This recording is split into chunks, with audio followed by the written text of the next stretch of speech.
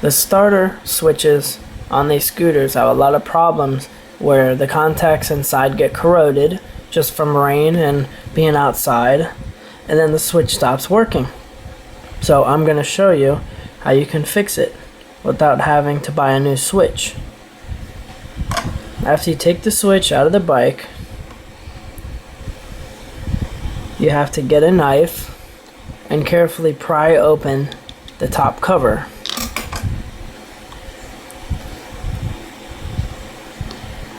This part of the switch here, you can see that little thing that moves in there.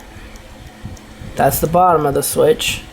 That side you can't open, so then you turn it over, and this is the side that you can pop open.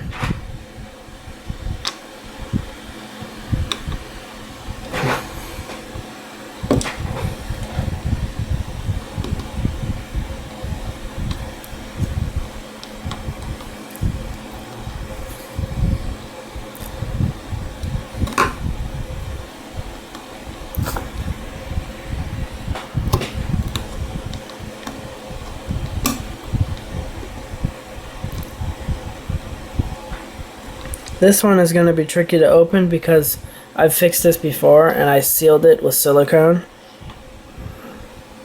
So that's going to make it more difficult to open. It won't be this hard for you to open it the first time.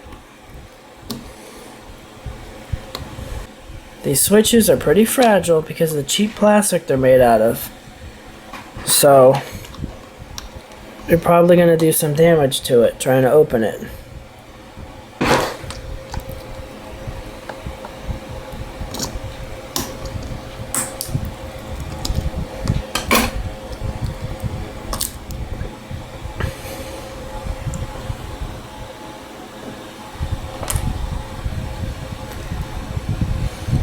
This switch actually doesn't look too bad inside, but all you have here is the two little points where the wires connect.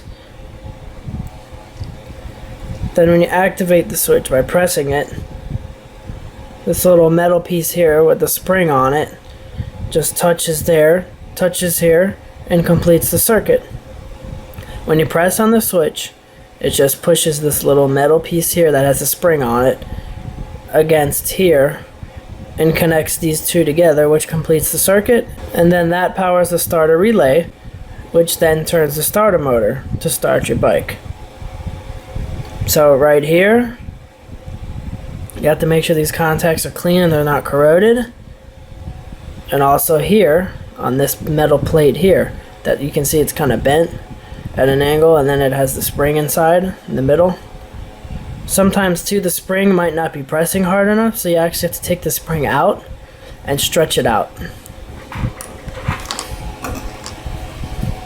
And it's a little tricky sometimes to put this thing back together properly. This part you have to pull on it to get it out. Be careful not to lose the spring.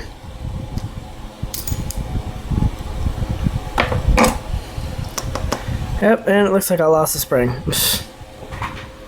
The stupid spring in there, of course, was rusted out, so I kind of forced a bigger spring to make it fit in there.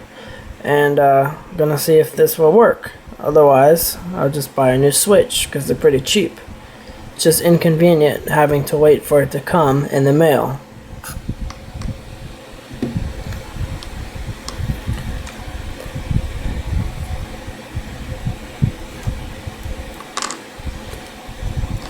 It's a pain to get this thing back together.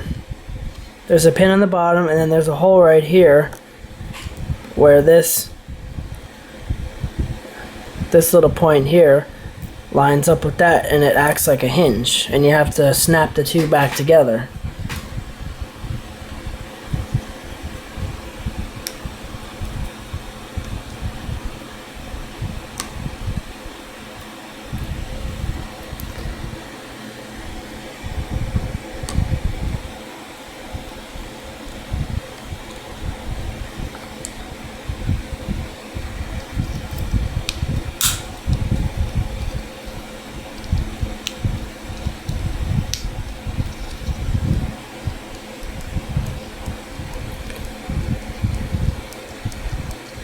There we go, got it back together.